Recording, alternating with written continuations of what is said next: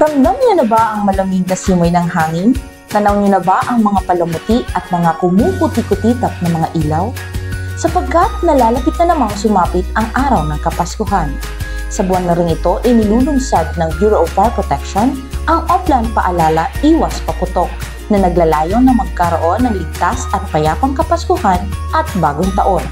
Kaya ang Bureau of Fire Protection ay muli pong nagpapaalala sa inyo na ating pong paghandaan at tiyaking ligtas ang pagdiriwang natin ng Kapaskuhan at Bagong Taon.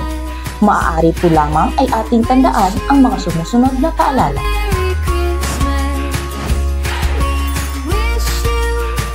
Gumamit lamang ng tamang pailaw at dekorasyong elektrikal na aprobado ng DTI o ICC sticker. Huwag magsaksak ng extension cords na sobra sa kapasidad nito o isa rin sa tinatawag na octopus connection. Maaari itong pagmula ng apoy. Huwag manigarilyo o maglagay ng kandila malapit sa Christmas tree, kusina o mga dekorasyon. Maaari rin itong pagmula ng sunog. Patayin ang mga Christmas lights at iba pang dekorasyong elektrikal kapag matutulog o aalis ng bahay. Mahigpit na ipinagbabawal ng pamahalaan ang paggamit ng paputok sa bisa ng Executive Order No. 28 na pinirmahan ng dating Pangulong Rodrigo Roa Duterte maliban na lamang sa mga lugar na itinalaga bilang community fireworks display areas. O gumamit na lang ng torotot at iba pang bagay na gumagawa ng ingay.